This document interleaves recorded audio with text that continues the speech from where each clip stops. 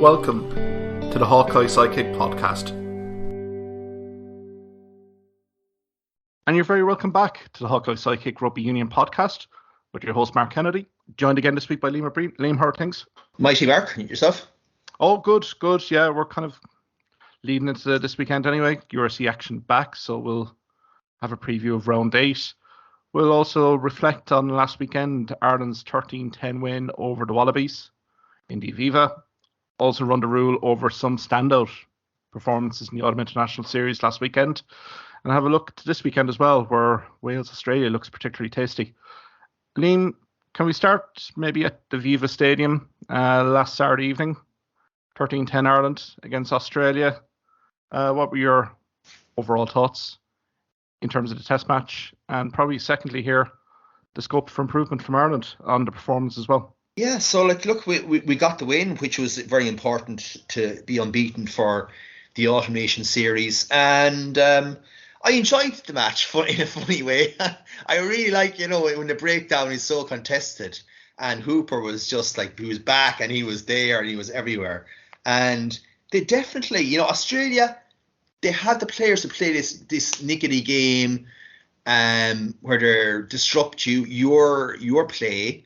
And I thought they were very effective, I suppose is what I'm trying to say. And even though they did nothing, to be honest, for, after about 10 minutes on, they did nothing really in terms of attacking wise in the rest of the game.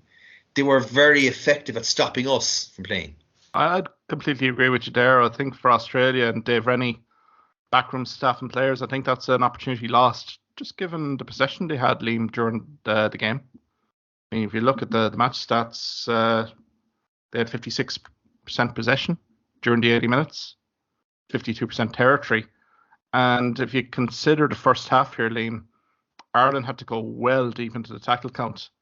I think at one stage Van der Fleer was on 17, 18 tackles after about 35 minutes. So really did kind of show the tail of the tape here in terms of Australia controlling the tempo, controlling most aspects of play, particularly the breakdown area, but not really getting points on the board. And I suppose the news before the game, the late withdrawal of Johnny Sexton, Jack Crowley in. So I suppose, Liam, from that perspective, Ireland probably relatively happy to be going in 3-0 in at half time, just given the tackle count that they had to endure in that opening period. Yeah, it was 3-0 at half time, but we have to remember after about 2 minutes, Nick White got it down and it was just called back for, I suppose, that high arm on the neck, rightly called back, but I mean, it was a good work try that they got. They also had Bernard Foley had an absolutely awful penalty miss. So you have to put it in perspective there. That's like 10 points, in the first 20 minutes that the Aussies didn't capitalise on it. That was probably the key period when they were were well on top, and it was Ireland just tackling. But so the first half was kind of, Crowley was there as well. Came on. I was delighted, to be honest about it, in a way, to see that Crowley was getting his start, because it's important, you know what I mean, to get a few caps together between now and the end of the Six Nations. Personally, I thought that Crowley was a bit babied. I thought that Jamison Gibson Park's game was affected. I thought Matt Hansen's game was affected by taking care of Crowley. Maybe I'm reading it completely wrong. And obviously, with our problems at the breakdown too, he didn't have an awful lot of ball in that first half. I thought Crowley was solid, Liam. Given the notice 12 minutes before a test match that you're being thrust into the limelight. So I think the paternal instincts kind of kicked in with certainly Gibson Park for sure. Definitely in terms of our back row, we're looking to support Crowley at any given point, particularly when you saw first phase possession really being targeting Crowley's wing.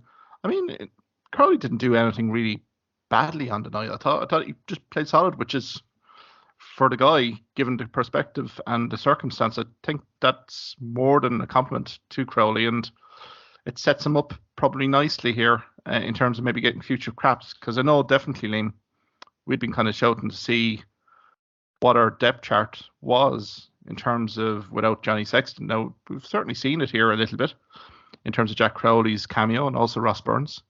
But yeah, again, we were kicking an awful lot of ball away. Like Gibson Park's game certainly was affected. To be honest, like Gibson Park's really effective when he's really passing that ball out. I mean, his kicking game can be a little bit, I think, a mixed bag. And so it kind of proved. So we were kicking an awful lot of ball away. And I mean, the possession count, particularly in that first half, kind of was 39% for Ireland. And really, it was an indication that we're trying to kick touch finders, just literally kind of stay in the game, essentially. So I think from an Ireland perspective here, Crowley, I suppose, can feel relatively happy that he's got through his first test match without any glaring errors. But it did definitely inhibit some game plan execution there if Sexton wasn't there. Yeah, but also, I suppose, look, we have to remember, it was so tight, wasn't it? It was so tight every time Ireland got the ball, the Aussies were like in their face. I suppose, yeah, sometimes you're kind of looking just in general for Ireland, kicking, yes, but you kick correctly. Isn't that, we always look at teams, what kind of kicking strategy they have, and not quite kicking into the air, maybe kicking through, kicking behind, yeah. Yeah, I mean, look, it was a kind of game that showed that there's nothing between, again, the top, whatever, 9-10 nations, There's literally nothing in it on the day. And I think maybe for us going forward, we have to kind of maybe find some other way of getting a more comfortable victory, because this was really like dogfight, which could have went either way. I suppose, look, in the second half, we also have to remember, like, the Aussies, what happened, I suppose, was that for me, I think Bundyaki was held up. I don't know how you could quite have given that. Like, when I say held up, as in there was two Aussie guys under him, under the ball, right? But good on him. Like, I mean, his angle of run was perfect, spot on. And then we had the Aussie maul towards the end there, where we had the sub-Aussie scrum half come in completely off the side. Yeah, that was just bonkers altogether. Yeah, what did you think about that, Liam? I mean, still kind of in the balance. Bernard Foley had slotted the penalty on 55 minutes to make it 3-3. I mean, at that stage, the scoring kind of spectacle really didn't live up to our pre-match hype.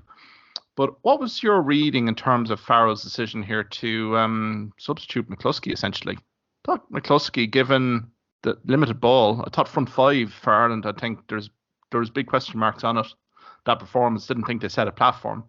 But what was your decision, or what did you think in terms of McCluskey's substitution? Bundy's coming in, obviously, after his lengthy ban, looking for an impression, and certainly gets that. But what did you feel on McCluskey's performance here? Did it justify a substitution?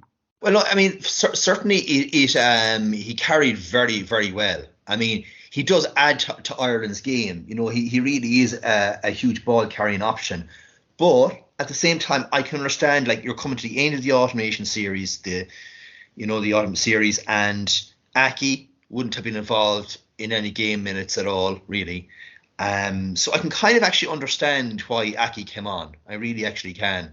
He does give, such a directness, and he is so dangerous close to the line. I think, again, we need to improve his tackling, or someone needs to that's the only kind of big thing that he has to really improve on. He has to improve on his tackling technique. But yeah, I mean, look, he took his try well.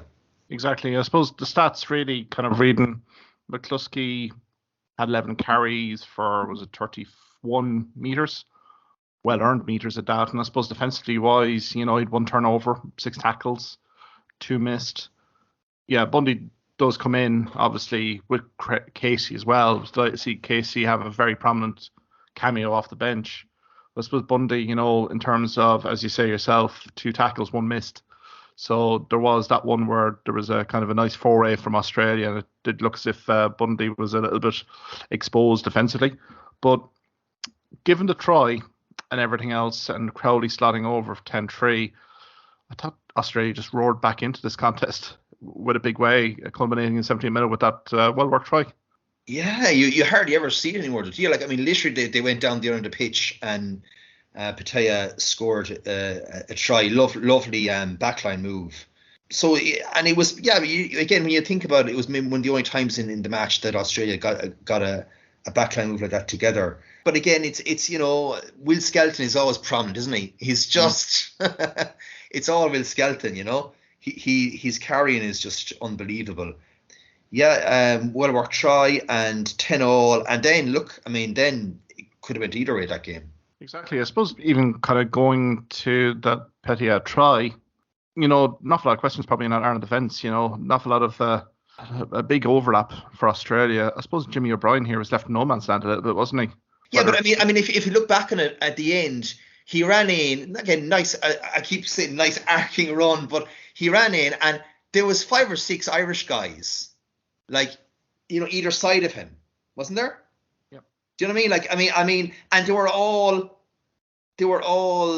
turned, their backs were turned, and as he was just going through, that was a bit of a glaring defensive frailty for sure.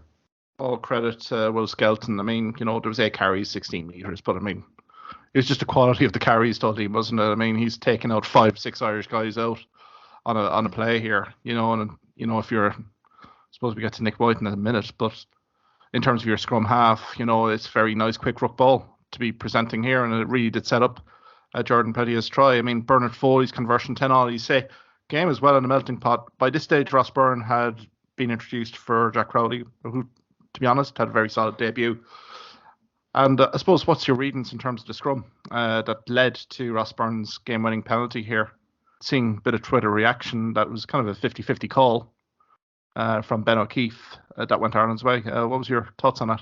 Yeah, it was a 50-50 call, really, But, I just thought that, look, I thought that Ben O'Keefe made the correct decision on the day for the penalty. And, Ross Byrne, he was a tough kick that he had to slot. It wasn't easy by any means, But I suppose that's one thing you can say about Ross Byrne. He's a quality goal kicker. He really can slot them. So he's got himself back in the mix as well, back in the pack anyway, at least. Certainly, because we said in this podcast last week, Liam, that this was a massive opportunity for Ross Byrne. Now, when we had recorded this podcast at the start of last week, we hadn't envisaged in terms of Johnny Sexton pulling out of the matchday squad 12 minutes before kickoff time. But for Ross Byrne to be within that training environment, to impress Andy Farrell, Mike Catt, Simon Easterby and the backroom staff, was an opportunity for him to really kind of show what he was worth. And Liam, in terms of clutch kicks, that is a clutch kick given the conditions that were in the Aviva on Saturday night. And I think he's done his chances no harm at all when you consider the likes of Kieran Frawley's out for a few months with the knee surgery. In terms of Jack Crowley, will continue to prosper, or will he, at Munster? You've Joey Carberry there as well and Ben Healy. I suppose from a Ross Byrne perspective here, maybe looking for a few games before Christmas to maybe impress a little bit more. But I think for Ross Byrne, just given the complexity of the game, it's a nice note for him to kind of really say to Andy Farrell that he's there, he can handle the pressure when it's applied. Yeah, and look, as you said, with Frawley out, and to be honest, I think he's nearly ruled himself out of Six Nations at this stage. You're looking at four out halves there in Sexton, Carberry, Crowley and Byrne, of which 3 are going to be picked. So it's a glorious opportunity. I think it's a glorious opportunity for the 3 understudies, I suppose we'll call them, to Sexton. Yeah, because you didn't mention a certain Connacht fly half here by the name of Jack Carty, but are we assuming here that Andy Farrell is just literally looking beyond Jack Carty now at this stage, given November internationals, and kind of trusting Ross Byrne into this squad come the latter end of the series? Well, yeah, it's not just Ross Byrne was picked ahead of, I suppose, Crowley. He was picked ahead of Healy, and you could say Billy Burns and all these other guys. So I think, those 4, maybe for Frawley if he comes back from injury, those are the names now for number 10, definitely. Yeah, and I think it really all depends now, Liam, on game time for these prodigies, whatever you want to call it, once Johnny Sexton departs stage left. From a Leinster and Ireland rugby perspective, who's the guy to really kind of take on the mantle?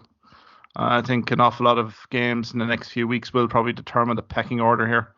And it's just very unfortunate, Joey Carberry again, isn't it? We talked about it at length here last week on that Fiji game. Just getting into a run of form, and all of a sudden Tasui, basically the tackle here, he's out for a number of weeks.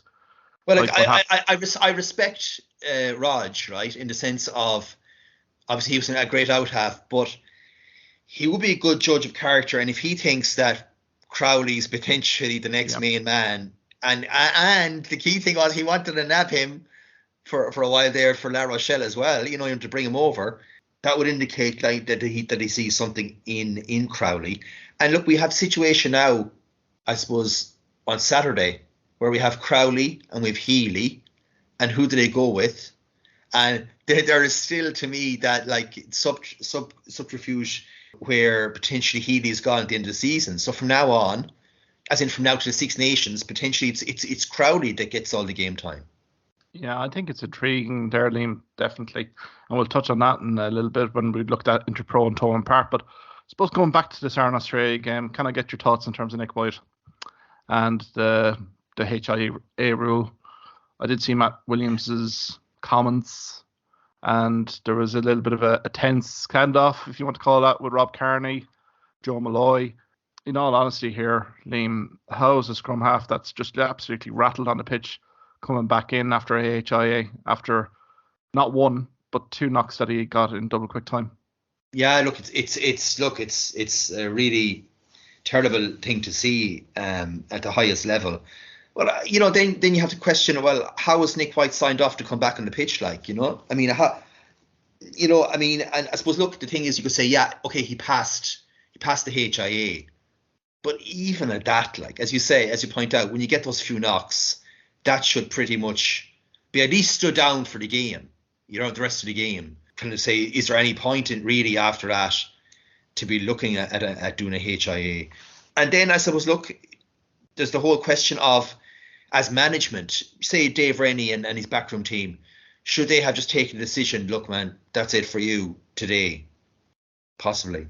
I think the whole HIA procedure needs a complete and utter review ahead of 2023 in the Rugby World Cup, because we are going to get more instances here, Liam, whether we like it or not. The determination to win a game at all costs here seems to have really kind of been the dominant force here in terms of Nick White coming on the pitch. Obviously, they sensed an opportunity to get a scalp here in the Aviva, bring him back on. But like the HIA test, everything about it, medical professionals looking at what happened here. I mean, player kind of saying, yeah, I want to come back on the pitch. But medical professional wise, you'd kind of wonder at times here in terms of that, medical staff. The welfare of players being paramount. Sometimes it's thrown out the window. I think it certainly was in the Nick White's case. And, I hate to say it, but will there be an occasion here where a player comes back on after kind of a heavy knock and unfortunately doesn't recover live on a TV screen? That would be shocking for the sport. But are we kind of leading down to that garden path here, Liam, in terms of that? Yeah, we potentially are. I mean, look, there's always that thing in terms of World Cups before this where we had players, I suppose, professional players against semi-professional and amateur players. I think that gap is pretty much down in all professional players now, right? But then, yeah, when you look at it the other way, the pressure to win in games, a player will want to come back. It's natural, but they just shouldn't be allowed to come back, really. But yeah, hopefully World Rugby have been looking at these test matches, particularly the Ireland games, because it really has kind of brought into focus in terms of player welfare. In the last 2 weekends, we've seen very serious kind of HIA instances here. Joey Carby having to be withdrawn. And then you have another case where Nick White comes on the pitch after 2 heavy knocks. I mean, there's no consistency in terms of the HIA protocols here. So hopefully Bill Beaumont and the World Rugby are kind of looking at that pretty closely after November International Series. I suppose, Liam, kind of going away from Ireland, Australia, Autumn International Series last weekend, what other results kind of stood out for you? Well, yeah, I'd have to give some sort of credit, I suppose, to England to come back from 25-6 down with 10 minutes to go. Because, I mean, really, for most of that game, New Zealand would have been in control. And it would have been just a few. They were 3-0. They, I suppose Farrell got a few penalties, and so it was amazing. I mean, you don't come back in international rugby from 19-20 points down 10 minutes ago. You just don't.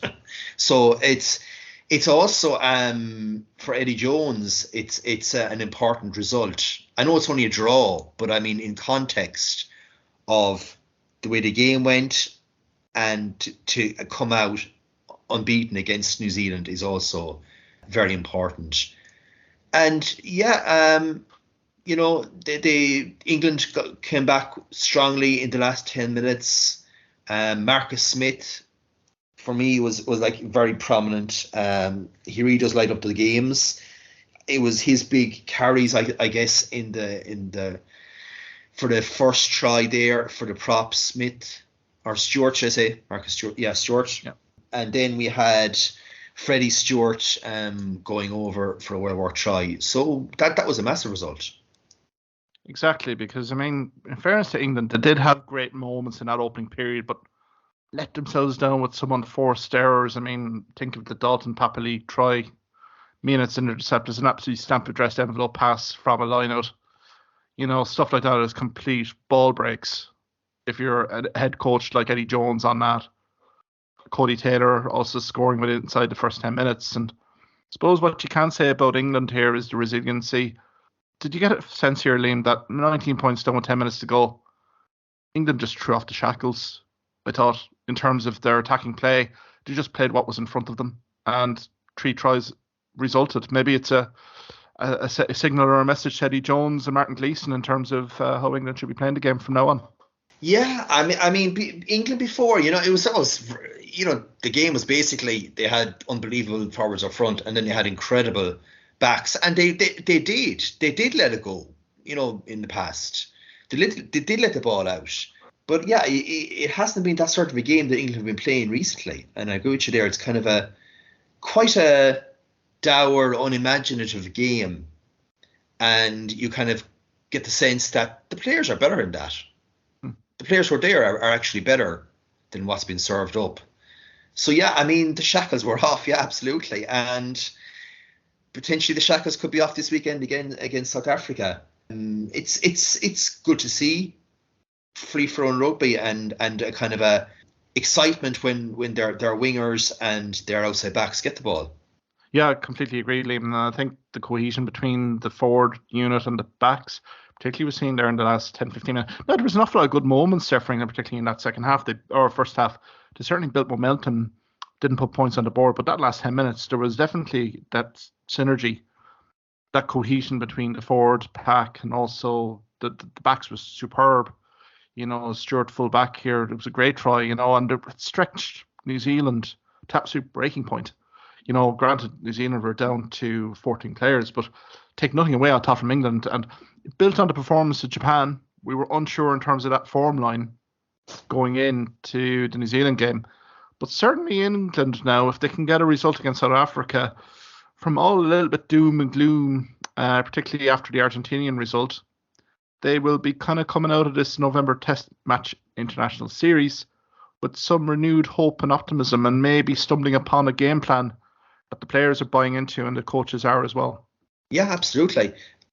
I think for England, I mean, they're looking at 1 from 4 if they don't get over the line this Saturday. 1 win, a draw, 2 losses. So there's kind of a bit of pressure there on Eddie Jones, but he does. You'd have to back him, because he always seems to pull it out at the very last minute, just when he's about to get the heave ho. Yeah, I've a feeling that Tuilagi's back there, who he really is key. There's no doubting about it. He really is key. The Vunipolas. I thought Henry Slade, what a fabulous kind of rugby player he is. Yep. I think himself and Tuilagi, actually, to be honest with you, should be England centres, by far and away the best. So yeah, they have a lot of optimism going into this next game, England. Exactly, because Slade was out in the matchday squad and even out of the England squad at the start of this autumn international series, which I've heard it from you multiple times about Henry Slade. We've seen him in the flesh for Exeter Chiefs against Munster. Quality player, such an astute footballer, game reader. And the fact that he's now in the fold, I think maybe Eddie Jones is now seeing more of what Henry Slade that we've seen, particularly with Exeter Chiefs. So I think Tuilagi is the be-all, end-all in terms of that 3/4, that forward ball, really creating good ruck ball here for the outside backs here. So I think all in all, it'll be a fascinating game. I suppose the game that kind of picked my kind of notice was Scotland-Argentina. 52-20. Again, it doesn't really tell the story, does it? After 23 minutes, Marcus Kramer sent off, dangerous clear out. I don't think there's any issue on that. Carl Dickinson probably spot on with the red card. But Argentina, we're only 4 points down at the break. But the numerical advantage really did pay off. And I suppose Finn Russell to the fore here, Liam. Yeah, Finn Russell and Darcy Graham. He's quite an underrated player himself, isn't he? Really probably one of the best wingers in the URC. I just think that results-wise, Scotland have nearly come out of this Autumn Nations nearly up at the top, Obviously, you've got the French and Ireland, but then you could the Scots. They've done very well with their victories. Probably again should have beaten New Zealand. They seem to be on an upward curve for some reason. Yeah, no, I think they can be relatively happy. I think we mentioned last week was the last opportunity against New Zealand. I think Gregor Townsend pretty much said that after press conference of that New Zealand game. But I mean, to finish the international series campaign on a high, and given the physicality that was here, Liam, I was watching the game, and to be brutally honest, I was surprised that only Marcus Kramer only saw red, because I mean there were flash points all over the pitch. Carl Dickinson needed eyes in the back of his head at times, with 5 yellow cards in the second half, 3 for Argentina, 2 for Scotland. And to be perfectly fair, again, down to 13 players, likes of Darcy Graham out wide, he'll only spot half a gap, he's gone. A Scotland perspective, probably pleasing in terms of that they got the win, the manner of the win, but I suppose from Argentinian perspective here as well, down to 14 players, down to 13 players, the result's probably inevitable, but they can look back on this international series with some pride, particularly on the Twickenham performance and their win against England. Yeah, absolutely. Like a kind of another standout performance for Argentina, who, at the end of the day, they've now beaten England in Twickenham, and they've beaten the Aussies, they've beaten New Zealand. So, yeah, I mean, look, they'll close this year, looking back on it as being a very productive year for Argentinian rugby. They're kind of back, basically, in a way. Exactly. Suppose we could look very quickly to Principality Stadium last weekend. A historic victory for Georgian rugby against Wales. We mentioned it last week. I mean, I felt they had a bit of a half a chance going in against Wales. Maybe Wales looking at their depth chart a little bit, and so it proved. Is Wayne Pivac under massive pressure to get a result against Australia this weekend? Oh, he certainly is. Oh, yeah. Yeah, I think of all the coaches, it's all about context, and in this context, he is definitely the most under pressure. I mean, it's been pointed out that in the same year we've had Wales lose at home to Georgia and Italy, which for any other nation would be instantly you'd be gone, And we're now looking at an Australian team pretty much missing a ridiculous amount of players, first team players. So if Wales can beat a patched up team like that, you really have to question what's happening. Now, again, you see, maybe one thing I've learned from the Autumn series is you simply can't play your second string team entirely anymore and think you're going to get a victory. I think the Aussies found that to their cost against Italy. I think Wales found that to their cost against Georgia. If I'm right in thinking this, I think in the last scrum where Georgia demolished Wales in the 76th minute for a penalty, I think Wales had some really young lads on. They had an under 20 Welsh prop. You have to so it's all about putting it into perspective here. I congratulate Georgia, but there's other things to think about.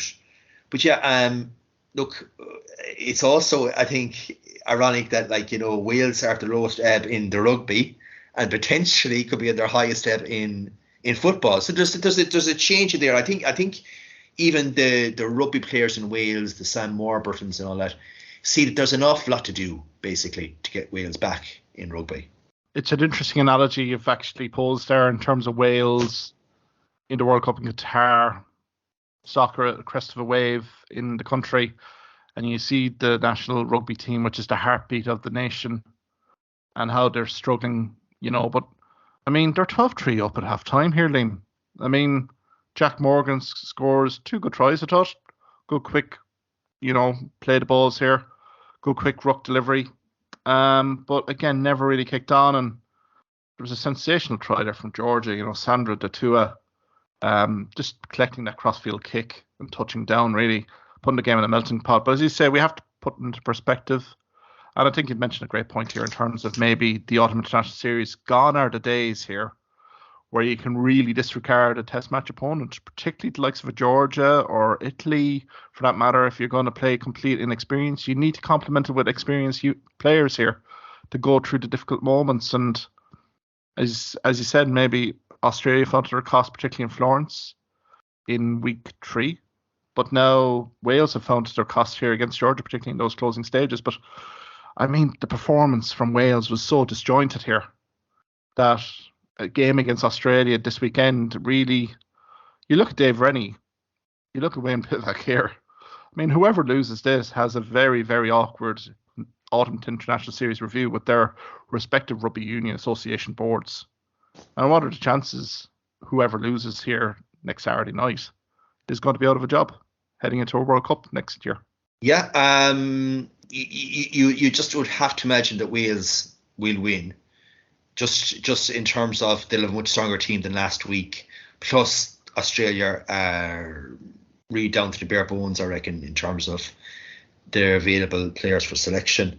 You also have to remember, when they got that try, when Georgia scored a try in the 58th minute, Alex Cuthbert was gone. So Wales were down a winger. They were down 14 men. So, again, there was a bit of contributing factors there, right? But yeah, I feel that it'll be obviously if the Aussie coach loses, I think he has to be gone. Yeah, I kind of agree with you. His win record is only probably 35-37% at the moment. Lehman, for an Australian head coach of any code, that's literally vultures in the air, media circling. So it'll be interesting to see what the outcome here is with Australia. And flipping on the other side with Wales, with Wayne Pivac, I suppose, look at his record in the calendar year. It's not going to inspire confidence. As you say, look at the home record. You're losing to Italy in the final Six Nations game of this season.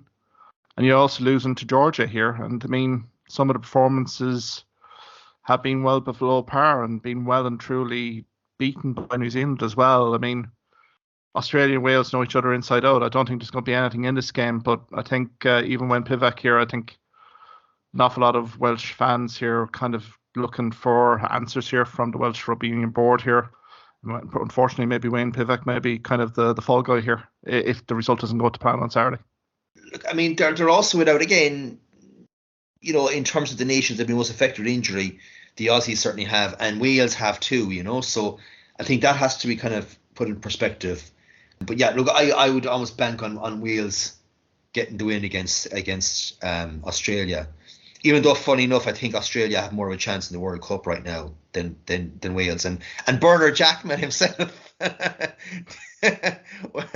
thinks so too. Yeah, I certainly think Australia there's an awful lot of upside. If you think of the players that are unavailable for selection, just even due to their international ruling, they got half those players back here, Liam. They'll be an irresistible force in France 2023. And I think not wanting to put Dave Rennie down here or anything like that, but I mean, that selection policy would need to be really considered here heading into next year, particularly in that World Cup. I suppose leaving that week 4, I mean, South Africa go to Genoa and beat a resurgent Italy 63-21. Japan gave as good as they got against France in Toulouse, but ultimately lost 35-17. So, I mean, all in all, it's kind of shaping up week 5 to be a very intriguing week here, Liam. So I've gotten your prediction from Wales, Australia. You fancy Wales here. Close margin? Yeah, close margin. 6 points or thereabouts for Wales. They have to win. They have to win at home. It's inconceivable that they would lose to what could be a second string Aussie side, Yeah. And then culminating as well at 5:30 on Saturday the 26th of November, with England and South Africa. I can't wait to see this pack exchange, Liam. Just in terms of the two front fives, how they go at it. Who do you fancy here to secure morale boosting Autumn International Series finale win? Yeah, so Evan Roos starts at number 8 finally. That's the big thing. It'll be interesting to see how he goes. I would have went horses for courses and would have went for Jasper Wiese and bring on Roos, when the game opens up. But it's interesting. It's interesting. I like that, Tulagi there. I like to see Devon Pola's back there. England will have a bit of swagger back from those last 10 minutes against New Zealand. And so I get the feeling that England will actually get the victory against South Africa. Even though, like, when you look at the South African bench, they have a phenomenal bench compared to England right now. I feel England are going to open up, basically, and rather unusually on Saturday. That's going to be key.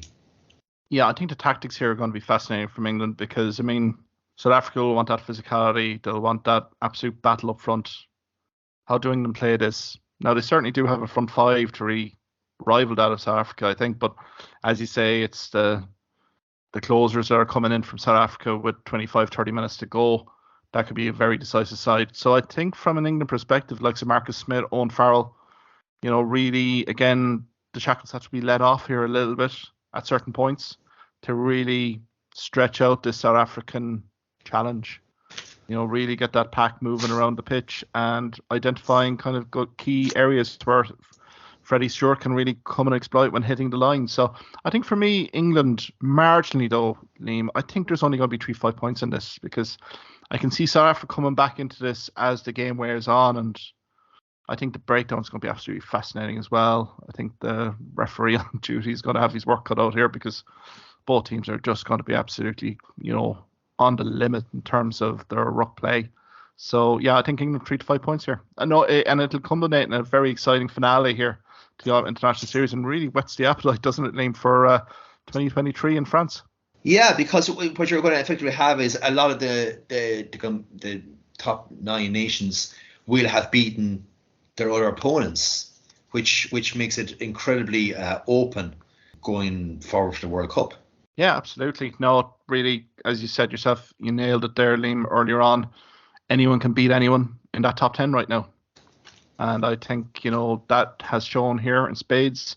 We do have Six Nations. We have Rugby Championship to come in before we go to France in September, October. And I think an awful lot of subplots will be drawn from those tournaments. So all in all, I think it's been a very satisfying autumn international series. Liam, we'll kind of switch from international rugby back to the URC. It's back after the November break. We're into round 8. I think make or break for certain teams here. I suppose the fixture of note from our perspective in our podcast really will be the one in Thomond Park on Saturday night at 7:35 when Munster entertain Connacht, which will be a fiercely competitive game given what's at stake for both of these sides in the context of the season. Yeah, but again, I know there was no points in offer, but that South African victory was massive for just spirit and bonding, and that certainly has to be taken forward and hopefully brought in for this game as well. But yeah, as we kind of alluded to earlier, the whole Jack Crowley v Ben Healy, who's going to get the nod there, is going to be quite interesting. And even Edogbo has put his hands up for games going forward massively. Definitely, and I hope it's available, is Antoine Frisch. I think for the remaining games of the season, I think this guy is electric, and we need his creativity. For Connacht, I think Mac Hansen is out. I think Tiernan O'Hanlon is out, but they're going to be very, very strong, and they're come looking for the win. And why wouldn't they? Because they were definitely well on top in the last game against us. We really have to win, and we have to kind of win comprehensively. We have to hope that performance that we showed against the South Africans, that's going to be kind of replicated in some way, that we're a bit more expansive in our play as well. Yeah, I suppose pressure was off against South Africa. It was a marvellous occasion down at Páirc Uí Chaoimh. And, full value for that 28-14 win against that South Africa Select 15. It's back to brass tacks here, Liam. And the Munster's record so far in the URC season has been a sorry sight. 2 wins out of 7. So really the revival needs to kick on now. Another loss here, Liam, going into a very competitive URC international block. They do have Edinburgh away. They also do have Leinster at home, Ulster away. They're daunting fixtures at the best of times. So really, it's imperative to get a win against Connacht. And again, look at the record of Connacht Munster games in recent years. Connacht have been very competitive, and maybe they would have pointed to the fact that last season at Thomond Park, Connacht should have been heading back to Galway with the win, only for a last gasp Munster try to deny Connacht that win. Yeah, absolutely. Yeah, they were going to be fully deserved actually last season, in getting the victory in Thomond Park. But this season, look, I look at the Munster squad and I see so much talent, and so all we have to do is basically we have to hope that it clicks, and at some point that it clicks, and that it clicks this season rather than next season. There's not much point in us saying we have these great development players and it'll be next season before we see the best of them. That simply isn't going to cut the mustard with Munster fans, because we're looking at down the barrel of maybe the margin of error now is maybe 2 or 3 games is all we can lose over the remaining URC fixture list. Like literally that's it, or otherwise we're not in Europe. That's how stark it is. So sometimes backs against the wall, Munster perform best, and I expect that to happen on Saturday. I really do. Yeah, I mean, if they can't get confidence out of that South Africa 15 performance, then nothing will. The Connacht rugby's performance will be, I think, keenly observed given the news of Andy Friend departing as head coach. I would imagine there will be a bit of a reaction there from the Connacht rugby team. But I think from a Munster perspective, look at the guys that will be coming back in here. News here this week that likes of Liam Coombs, Keith Earls, Sean Klein, they all returned to full-time training this week. Dave Kilcoyne rehabbing the shoulder, not sure whether that'll be later on in the week. Keenan Knox, short-term knee injury. Antoine Frisch, I think, is going to be a key cog for Munster. Imagine himself and Malachi Fekitoa, pulling Fekitoa at 12, Frisch at 13. That could be an awesome partnership here from Munster. So it'd be interesting to see 9 and 10 who Munster go for here. I mean, Paddy Patterson didn't put a foot wrong against South Africa. Along with Ben Healy, you have Craig Hasey and also Jack Crowley. That'll be eager to get game minutes as well. So I think training has been pretty competitive down in the University of Limerick this week ahead of the fixture. Yeah, isn't it? It's cracking actually. The kind of the combinations of halfbacks, and yeah, Patterson. Yeah, he's certainly, whenever he's played, he's really stood out. And then of course you have Craig Casey, who's come back on the back of a very excellent showing in the autumn internationals as well. So that'll be intriguing to see who we have going forward. I suppose, look, everyone thought that it was going to be Joey Carberry and Murray, but Carberry's gone now for this foreseeable future. So it's all to play for. Yeah, Murray as well with the groin injury that he sustained against South Africa as well. He's out long term, a few weeks, I would say as well. So that gives opportunity for Patterson. Neil Cronin probably comes into the equation along with Craig Casey as well to really stamp an authority here in terms of that 9 jersey. I suppose weather will probably be a factor in Thomond Park on Saturday as well, Liam. Just in terms of long-term weather forecast, it looks like it may be a little bit of a washout in Thomond Park. Hey, what surprise anyway. We're end of November now at this stage. But again, it'll be interesting to see which team adapt to the conditions. I suppose Connacht looking for expansive style, but their front 5 has been very impressive this year, and I think their line-out particularly has caused an awful lot of disruption for opposition. So Munster's line-out will be under the pump here. I've kind of a funny feeling that if it really went bad, Connacht would actually thrive more than Munster. As you say, as you point out, very effective in terms of their mauling. Yeah, I mean, Murray's been unbelievable. And you've Thornbury, you've real quality Boyle. Yeah, just real quality in forwards that they have. And again, I keep saying this: has there been a better kind of link kind of play in the entire URC this season than David Hawkshaw, Jack Carty? Yeah. So has there been a better combination than Hawkshaw Carty? Like it's lit up the whole competition in my view. So that's something to think about as well. And I think the intriguing thing for Connacht Rugby here is Hawkshaw's quite a competent 10 as well here, Liam. And there will be periods here where Carty will need to be rested. So I think Hawkshaw could slot in seamlessly along with a Conor Fitzgerald as well, to a certain extent, at 10 as well. I mean, it's very kind of delicately poised here, but as you say, Hawkshaw has made a massive impression here in Connacht.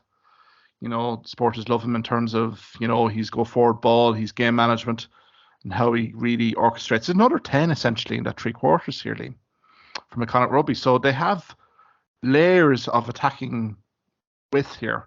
And I mean, Ralston as well is a guy we haven't really seen a whole lot of, but I suspect that he will be given license here to really hit the line with ferocity on Saturday as well. Another speed merchant. So I think Munster, you know, it'll be an intriguing 3/4 battle between Hawkshaw, Ralston against maybe a Fikatoa Frisch partnership here, and that could maybe determine no end in terms of who gets the win on Saturday. Yeah, it certainly could. You pointed out, and also obviously in terms of the scrum, I mean, potentially, you know, you'd have to say Connacht's better scrum, and certainly better scrummaging front row as well. Yeah, we'll just have to kind of gauge that, because I mean, John Ryan probably will be slotting in again in that front row. It'll be intriguing to see who gets the hooker jersey from Munster. You've Niall Scannell there, obviously. You've Dermot Barron. Who are we kind of thinking here in terms of the front row? But as you say, they will be kind of packing down against a very kind of seasoned Connacht rugby, you know, front row, particularly like Dennis Buckley, who's playing superbly well this season since his long injury absence. So it will be intriguing, and I suppose Kieran MacDonald here will probably make a debut of some shape or form. I don't see John Klein being rushed back here, do you, Liam, ahead of this inter-provincial? No, I can't see that happening.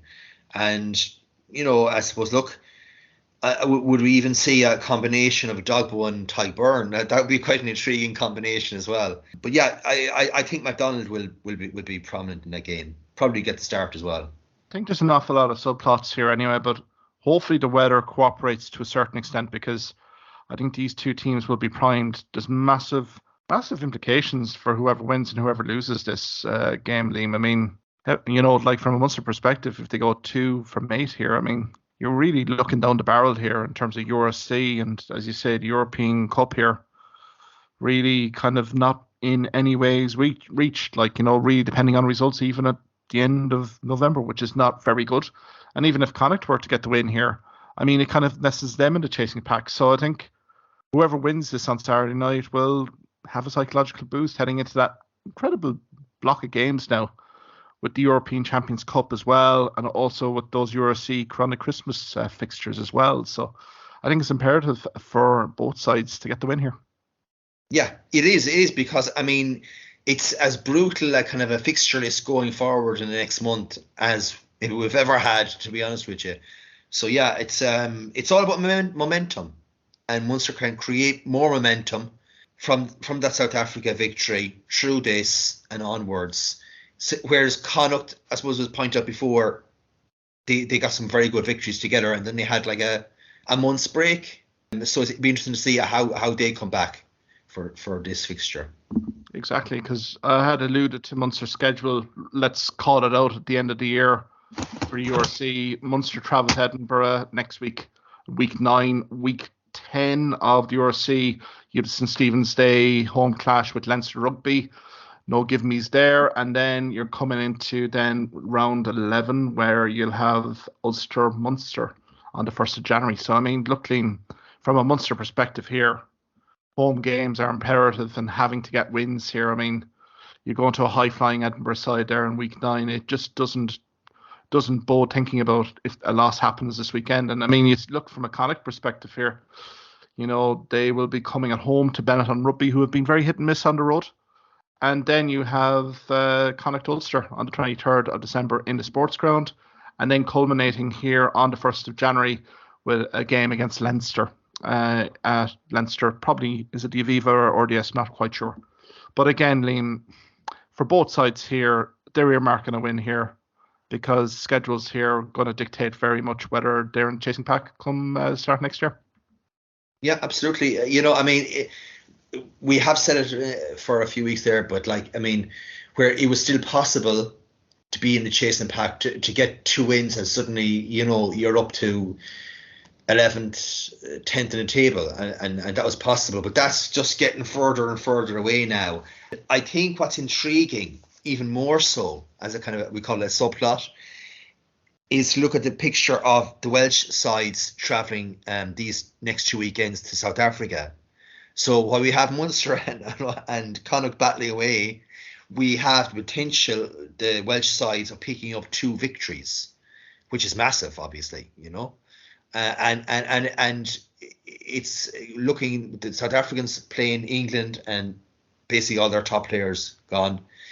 The Welsh sides have a glorious opportunity to pick up those 2 victories.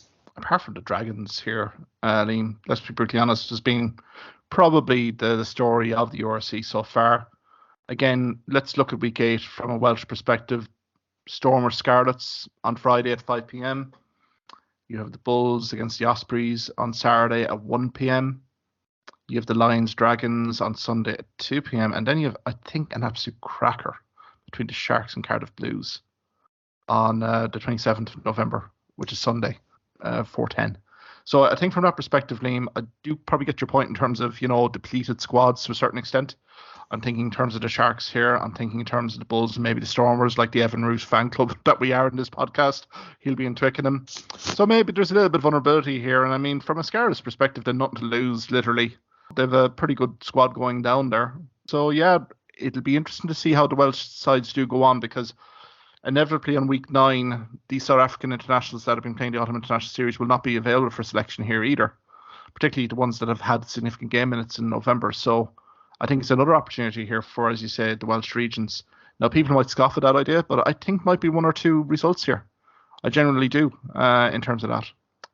So definitely. Yeah. I mean, even I would definitely say, actually, I'd need to pick out one of the games of the round would be the Lions and the Dragons.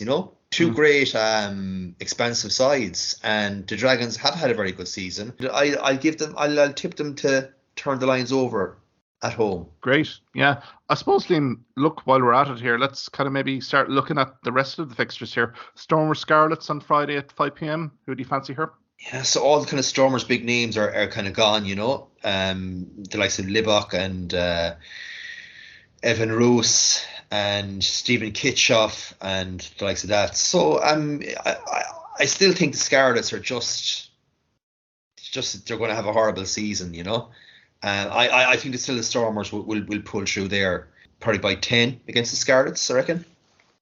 Yeah, likewise as well. I think Scarlets have been very indifferent, particularly when you consider the performance against Leinster a few weeks ago.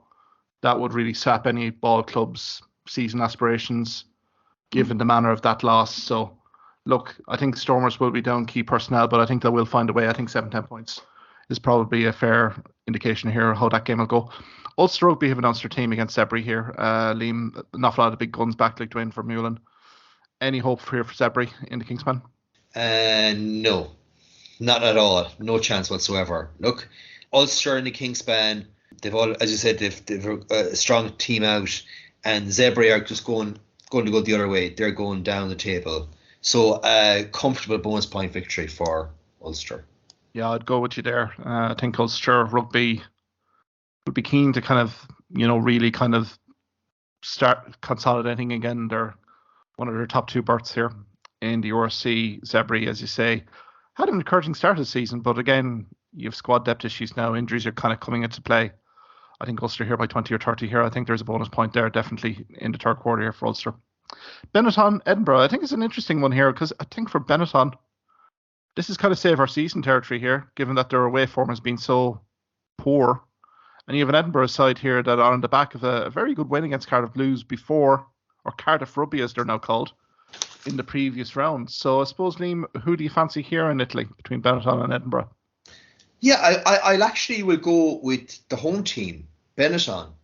It's getting to that stage of the season where, again, they can still turn their season around, and you have to win your home fixtures, and certainly you're even more so your winnable home fixtures, and it's a winnable fixture against Edinburgh, and I think Benetton will win, and comfortable enough, 9-10 points in the end. Okay, no, that's interesting. Yeah, because it'll all depend, I think, on team selection here from Edinburgh. Like Darcy Graham, will they probably be rested for that Munster game? I think they'll earmark that Munster game at home as a big game for Edinburgh. So I think I will probably go with you there, Benetton, maybe by 3 or 5 for me. Again, Benetton, an awful lot of those Italian squad players have had a very good autumn international series. Even the South African loss, it shouldn't really reflect from that. I think their brand of rugby here, Liam, from an Italian national team perspective, was very pleasing on the eye. Particularly their black play seemed to have an awful lot of cohesion about it. So I think you'll see that in the Benetton performance here, and I really genuinely hope that Benetton do win and continue to kind of stake a claim for a playoff berth, particularly. So we'll give that to the Italians. Bulls Ospreys, Saturday 1 p.m. Any chance here for Toby Boot and the Ospreys in the Transvaal? Yeah, I mean, if they have Reece Webb, I think you always have someone who's capable of opening up a game. Yeah, I mean, look, it's still a tough place to go, isn't it? And the Bulls probably will have their South Africa A guys back, which is going to make a big difference. I would probably think the Bulls will beat the Ospreys by 6 or 7 points. If there is going to be an upset here, I think it might be the Bulls, Ospreys. I think the Ospreys have kind of shown kind of glimpses here of what they're capable of. Bulls, not sure about them this season, to be fair, Liam. It's been a very mixed season, really, just given their performance against Munster particularly. That didn't inspire me much confidence. But I mean, at home, in the Transvaal, it's going to be difficult for the Ospreys. I think even the altitude here, last 20-30 minutes, could be kind of a key factor here. I'm just going to edge it to the Bulls ever so slightly, but I would not be all surprised, Liam, if the Ospreys did pull up a bit of an upset win. I would say let's be fair about it. So maybe I'll just go Bulls by 5 points, but again, I think that game's really in the balance. Leinster Rugby entertain Glasgow Warriors on Saturday, 3:15, without Johnny Sexton, who's said that he doesn't expect that leg injury to hamper him too much in the next few weeks. Any chance here for Glasgow in the RDS?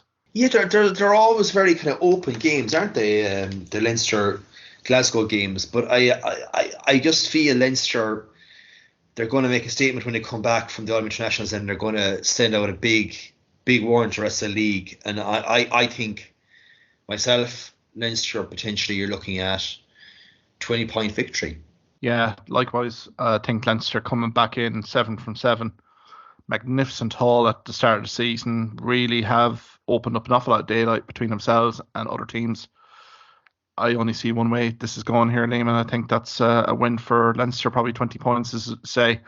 Maybe the weather saves Glasgow Warriors a little bit if it's a little bit inclement. But again, Leinster Rugby have the pack. They have the back line. They have the attacking play. They have the forward power here to really win the game in any direction. So yeah, there's definitely a bonus point here for sure for Leinster. Munster Connacht, we didn't get a prediction off you there, Liam. Who do you fancy here in the Interpro? Yeah, I think it'll end up something along the lines of Munster 26-15, 6 or 16. So I think a 10-point victory for Munster. Probably 3 tries, probably not quite the 4 tries, but that's what my read would be. I think this is saviour season for Munster Rugby. I've called out Edinburgh away, Leinster at home, Ulster away. Can you really see any games really there where Munster are getting a result, given their current form? This is now the springboard, given the South African 15 performance. This has to be the springboard now to provide a performance here against Connacht Rugby. I think the save our season message has probably been conveyed in University of Limerick in training since that Páirc Uí Chaoimh fixture. I think Connacht will come. They'll have good moments. But I think Munster need to win. I think more so than Connacht here. And I think they'll just edge it. I think maybe 3-5 points here. There's nothing between these sides. And I think for certain players in Munster who are representing the province after their performance in the sports ground, I think there's an element of revenge here as well. So I think they'll just tip the balance here. I don't think there's a bonus point here, Liam. But I think 3-5 points to Munster. But again, things have to go well here from a Munster pack perspective to have any chance here of beating a very good Connacht team. Last 2 games here, Lions against the Dragons. I suppose the 2 good news stories here from the URC facing off in Johannesburg. Any chance for the Dragons here? Yeah, it's been great to see 2 kind of unfashionable sides. The 4 provinces in each country, you could say. And I think that the Dragons have a really good chance of toppling the Lions here. It's like the Lions. They almost have the players with a system that's such that if some players are out, that the system still works and they can still get the victories. And I'm just going to go with the Dragons. I go 3 or 4 points. Dragons to win. God, Liam, I think we have a few Welsh followers at the podcast that love you this week, to be fair. You've been tipping everyone from the Welsh regions in North Africa. So I'm hoping that this Dragons feel-good story continues, not just for the tinted Irish glasses that I have on with JJ Hanrahan in the books there at Dragons, but I think the URC needs a Welsh region here to really kind of come and be prominent here. And I hope it's probably the Dragons here along with Cardiff Rugby, if I'm being brutally honest. So I'm kind of going to go heart and head here. I think I'm going to go Dragons, probably 3-5. But I think it's going to be a very entertaining game here, Liam. Both teams will throw the ball around, particularly in Johannesburg. I think there'll be plenty of tries. I think there'll be bonus points here for both teams on offer here. So I think Dragons probably by 5 points, but I think there's going to be not a whole lot in this game. And then finally, Liam, Sharks, Cardiff Rugby. I think for me, this is the fixture of the round, really. I think both teams here on their day can be quite capable of putting in great performances. Yeah, it certainly looks like a tight round. Look, I've kind of said that Cardiff are definitely the pick of the Welsh regions. They're going to be they're going to be like 8, 9. They're going to be thereabouts for European qualification, I think, come the end of the season. Plus the fact that the Sharks, I think going to the Sharks is probably the least intimidating place in terms of conditions wise, even for any of the touring sides to go. The least challenging. The Sharks basically also have 7 or 8 guys away with South Africa this weekend as well. The guys who really give them that scrummaging power. Okay, so yeah, I would think Cardiff will get the victory. I have a feeling that it'll be something like 10, 11 point victory. Yeah, I think Sharks are a little bit vulnerable here, as you said. An awful lot of packed platforms missing. They'll be in Twickenham. They'll be en route back from England to South Africa as this game is going on. So I think, Liam, to be fair, it's a glorious opportunity for Cardiff Rugby. They certainly have the squad to secure this win. I think it just all depends really on the execution on the day here. I think, likes of both of them here, guys like that, have been playing very, very well. Very impressed in terms of the Cardiff kind of backline play as well. The season, Owen Lane as well has been lighting it up. So I think Cardiff for me, probably go 7-10 points here. And that would be another good news story for the URC. If Cardiff Blues can stay in the chasing pack here, I think we're really crying out for the Welsh regions to really be competitive here. And it'd be great here if we could see maybe a few Welsh region wins here on week 8, really to propel them up the table a little bit. So all to be looking forward to here, Liam. I suppose even before we go as well, we have to mention massive congratulations to Portugal. Qualifying for the Rugby World Cup 2023, a very dramatic penalty against the United States to secure qualification for 2023. A marvellous tonic for Mediterranean rugby here, Liam. Yeah, well done, Portugal. And they really worked for it. They went through phases for a few minutes and you were wondering, were they going to try a drop at goal? But fair to them, they stuck at it. But for me, the big question has to be, how can the US Rugby, they've now lost 2 playoffs, 2 actual playoffs.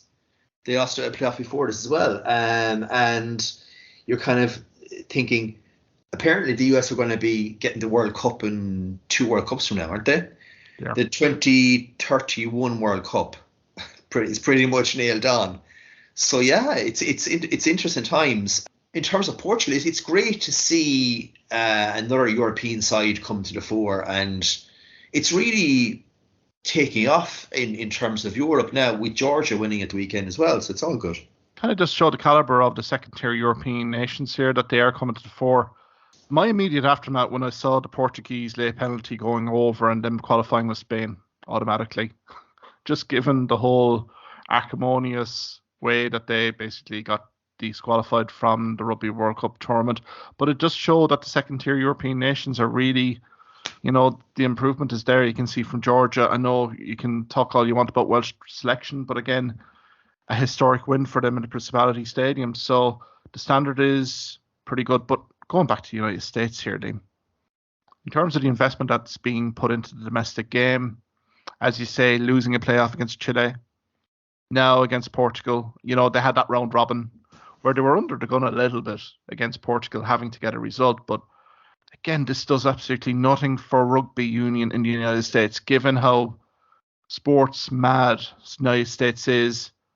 That kind of brand in terms of struggling, being a losing kind of culture here. It's not going to win any fans over in the United States, particularly from, let's say, homegrown fans, particularly. Yeah, but you see, what I'm trying to figure out then is Major League Rugby, is it just not very good? And the fact that it's not very good, and there's kind of maybe second-rate European players being brought over, English players, Irish players, guys who would be basically just maybe slightly above AIL level, guys like Man Nanu, who's still tearing it up apparently there. You have to kind of question this. And I suppose the real question it boils down to is, and I think they've answered it in a way, has been over the last 5 years where they've been earmarking guys who haven't made the grade in professional basketball and American football and soccer to a lesser extent. Can you turn those guys into really good rugby players? I'm talking about 20-something-year-olds. And the answer seems to be no, that you can't, that you need that almost natural, when you talk about late could be like 15, 16, but maybe not quite after that. You know what I mean? So that's something I'm thinking about. Yeah, because, look at the sports, look at the demographic of sports, particularly the baseball. I'm thinking more the American football. Now, we've seen that case study with Roman Salanoa, who was in Hawaii high school playing American football and then was talent scouted to get into rugby union. I think that, is kind of still a project work in progress, really. We're going to have to see a body of work from Roman here to really kind of prove it, but the initial signs have been promising. It is a good question that you raise here, Liam, in terms of that.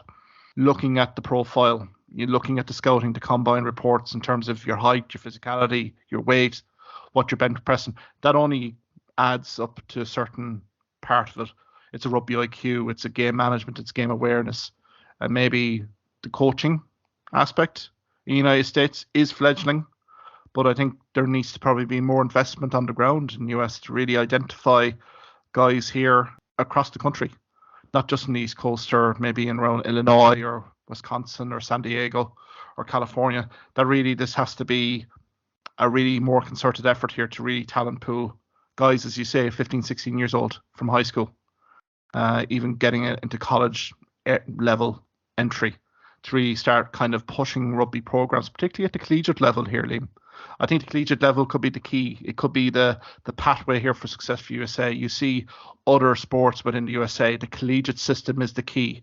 It's the national competition. It breeds success. It breeds quality of competition.